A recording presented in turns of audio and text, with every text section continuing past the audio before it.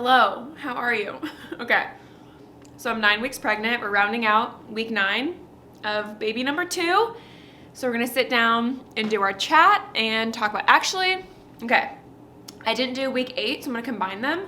This will be week 8 and week 9. They're kind of similar, but let's sit down and chat. And yes, this is a tomato that I'm eating like an apple. Okay, I know I never like get ready for videos. I really don't. I kind of just film how I look every day. Sorry, I'm so out of breath.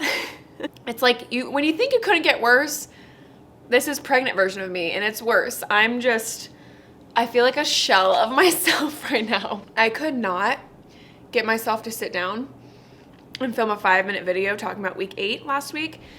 I just literally could not. I did not have it in me. Breathe. Main things is that I'm extremely exhausted. Like, it's that kind of like, oh, dripping on me. That unexplainable tiredness to where you just don't have motivation for life. Just simple tasks take absolutely everything in me to accomplish. When I was pregnant with Sage, I remember feeling this way in the first trimester. Actually, it was past the first trimester. I felt not great up to 19 weeks with her. So once I hit the first trimester, I was like, oh, people say this is when it gets good. It did not get good for me. What was I saying? What was I just saying? What was my point about that? Oh, so I remember being like, am I ever gonna feel normal again? Like, this is just who I am now. And I know, feeling that same way again, I will feel normal. I will feel back to a somewhat kind of version of my normal self, hopefully. This is everything to me right now. I basically just feel like a sloth. I have not had an appetite. It's gotten better over the last couple days. I feel like I keep saying that and then like it's worse again, but I just haven't wanted to eat food. I'm like so grossed out by food that I just can't, but I know I need to.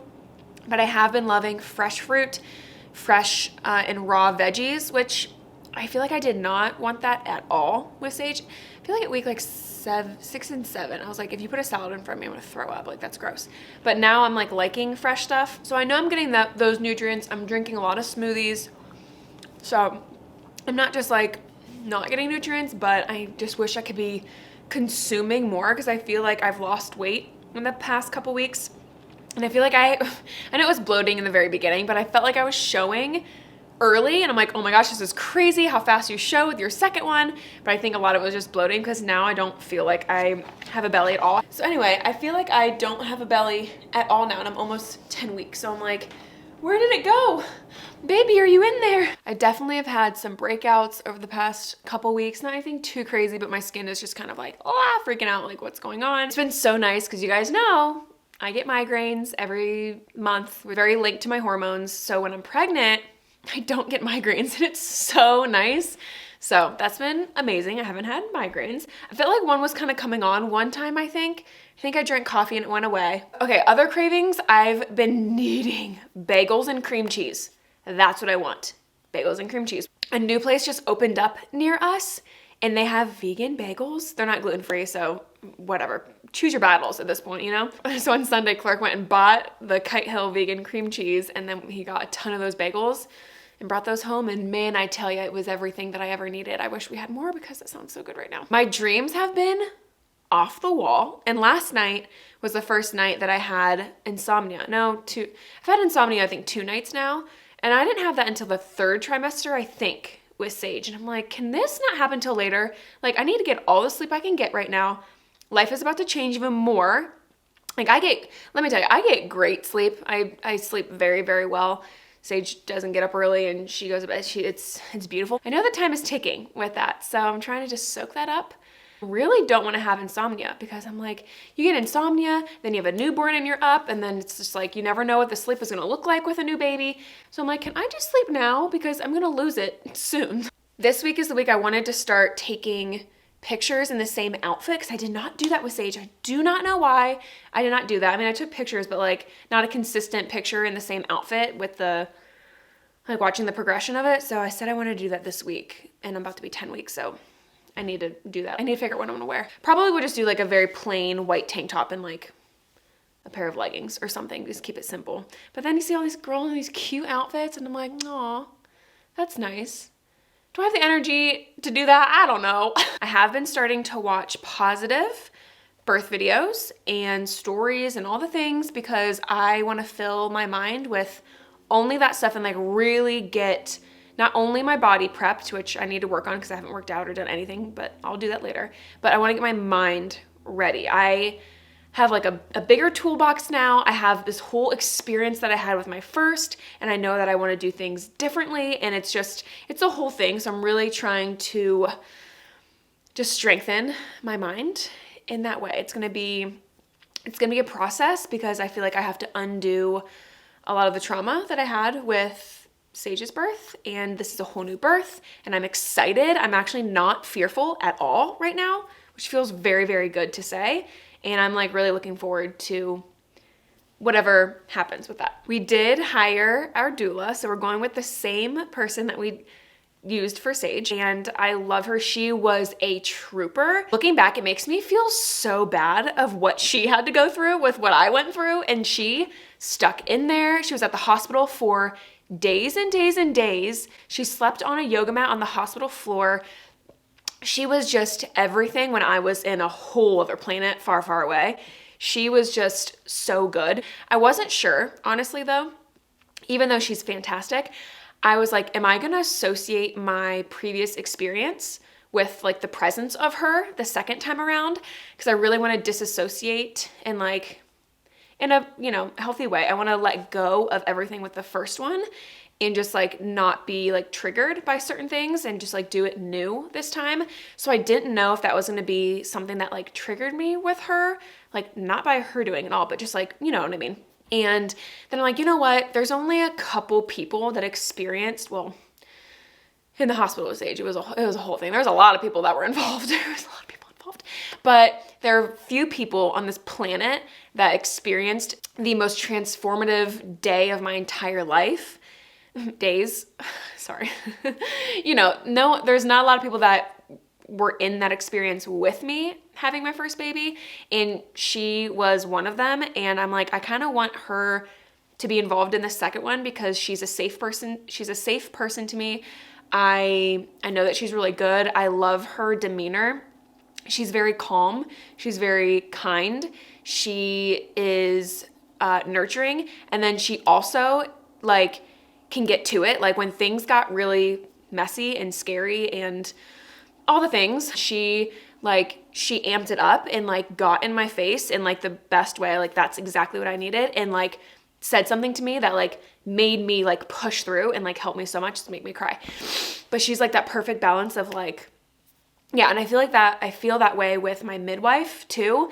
So I'm like, I think that's what I want. I think I'm going to have a good association with her being there for the second time. So anyway, okay, so then as far as the midwife, I don't remember if I've talked about this. I think I did. Yeah, I'm pretty sure I did, but I haven't had my first appointment yet. I've only had the consultation.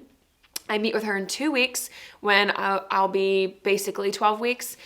So I'm excited to hear the heartbeat, hopefully, because she said it can happen between 11 weeks and 15 weeks that you hear the heartbeat, because we're not doing an ultrasound. We're going to do the Doppler thing or whatever. So I'm just really hoping that I hear the heartbeat and everything's good. And yeah, I'm excited with the choices I'm making with the people that are going to be a part of my birth this time around. It's just so crazy to think about. One really sweet moment that happened the other day was Sage came up behind me and started giving me a massage and like rubbing my shoulders and like scratching my neck, because she knows I love that. She'll scratch my arm too. Like that is like my love language. So she came up behind me and started doing that. And I was like, oh my God, baby, thank you. This feels so good. And she's like, I'm just trying to take care of you, Mom. You got that baby in your belly. What a saint. She is an angel. This girl is so beyond her years. Not me just crying. This girl is so beyond her years and so like wise. And I know everyone thinks their kid's smart, but like she truly is so just like next level smart. It's crazy to me. But anyway, that was just a really sweet moment. And she just is like so in tune with me. We have such a special bond. I'm gonna cry. Which is just so hard to wrap my mind around, having a second baby. And I know it's gonna be great, guys. I know that. But I haven't experienced it yet, so I'm just saying things from this side of that, of just these feelings I have of like, how am I gonna give her the attention that she like needs and like desires from me, because I'm like literally like her person, when there's a new baby who needs me all the time. Ugh. And then when Clark goes back to work and I'm alone a lot for like 12 hours a day, like, oh my gosh, it's a lot, guys. What's your advice? How was your transition from 1 to 2?